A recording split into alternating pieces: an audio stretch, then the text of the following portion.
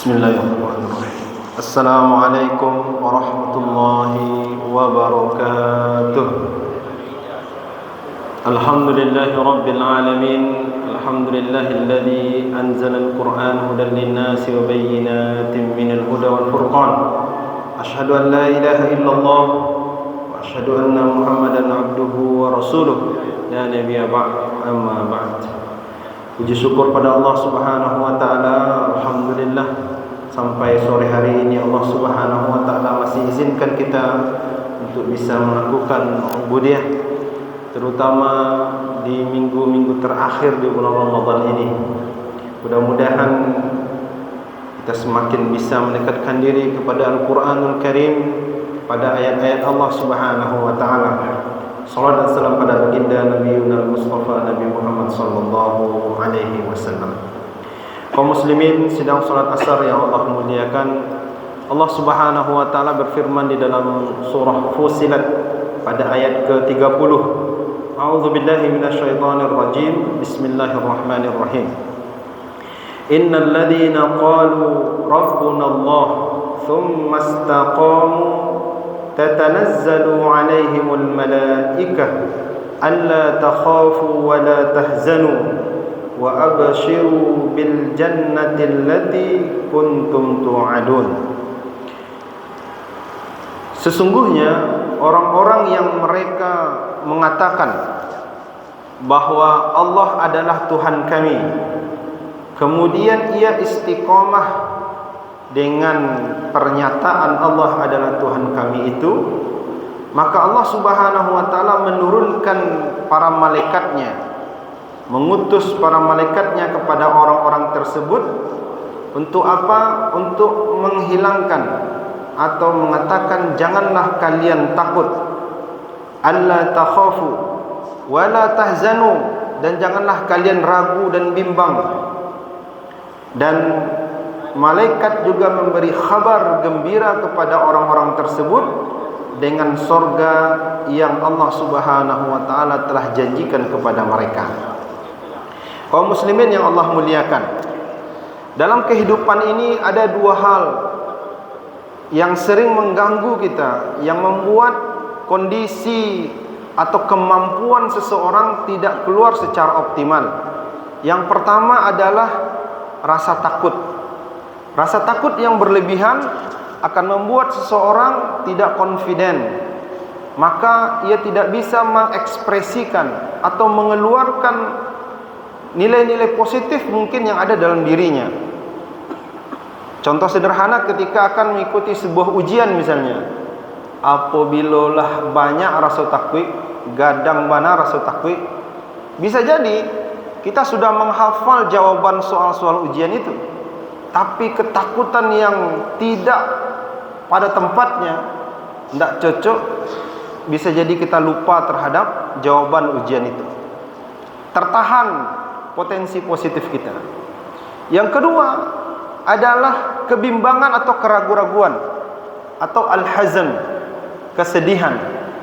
Sadar atau tidak sadar, percaya atau tidak percaya, bisa jadi dalam diri kita ini ada waktu di mana tiba-tiba sedih saja perasaan kita.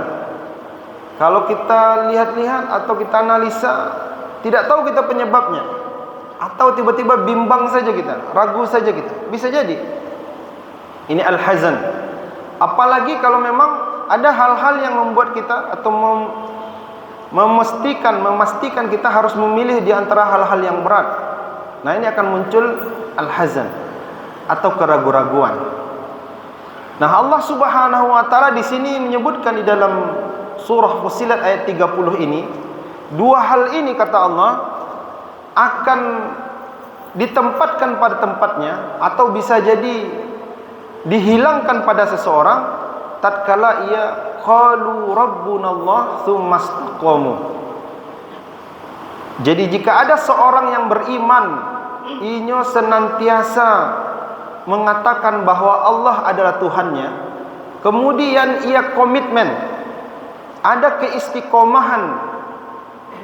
Nah, kata ulama, sumastaqamu di sini adalah pertama i'tiqadan. Jadi orang mengatakan Allah sebagai Tuhannya, dari sisi keyakinan atau yang ada di kepalanya, itu tidak ada keraguan bahwa Allah betul-betul Tuhannya. Rabbuna Allah. Kata Rabbuna dalam bahasa Arab tentu bermakna Allah lah yang mengatur sekalian yang ada di jagat raya ini. Tidak ada yang luput dari pengaturan Allah Subhanahu wa taala. Semua atas izin Allah Subhanahu wa taala. Maka orang yang mengatakan Allah sebagai Tuhannya, tentu ia punya keyakinan betul secara i'tiqadan bahwa Allah lah yang mengatur hidupnya. Maka jika ia diberi kelapangan, diberi nikmat, maka ia akan bersyukur. Jika ia diuji oleh Allah, diberikan mungkin musibah, maka ia bersabar. Jadi i'tiqadan, keyakinan utuh bahwa tiada yang mengatur alam jagat raya ini yang paling berkuasa kecuali Allah Subhanahu wa taala. Nah, orang seperti ini maka akan dijauhkan dari khauf, rasa takut yang tidak pada tempatnya. Kita harus punya rasa takut tetapi pada tempatnya, terutama kepada Allah Subhanahu wa taala. Allah hilangkan khauf, Allah hilangkan hazan. Kemudian secara i'tiqadan ia aman, qalu rabbunallah. Yang kedua, qaulan. Qaulan ini bisa ditakrir ya, dalam bentuk lisan, diucapkan. Dari ucapannya tidak ada yang mengarah kepada sesuatu yang menunjukkan kepada bahwa ada yang lebih kuat selain Allah. Jadi dari kata-katanya yang keluar dari ucapannya, Tuhannya itu memang adalah Allah Subhanahu wa taala. Maka orang beriman senantiasa jika ia diberikan nikmat, dia berkata alhamdulillah. Jika akan berjanji, maka ia akan katakan insyaallah. Jika ia diberi musibah dan ujian, maka ia mengucap istighfar atau berdoa kepada Allah Subhanahu wa taala. Ini qaulan. Dan yang terakhir adalah fi'lan atau amalan. Perilakunya senantiasa menunjukkan kepada bahwa Allah adalah Tuhannya.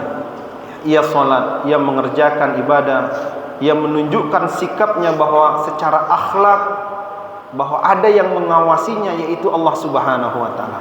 Nah, apabila tiga kau terjaga, i'tiqadan, qaulan dan amalan atau fi'lan, maka Allah akan hilangkan khauf, Allah akan kurangi atau bahkan bisa hilangkan al-hazan.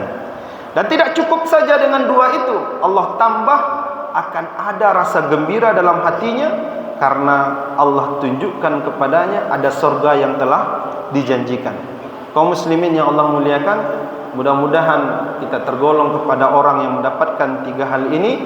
Astaghfirullah li wa lakum. Assalamualaikum warahmatullahi wabarakatuh.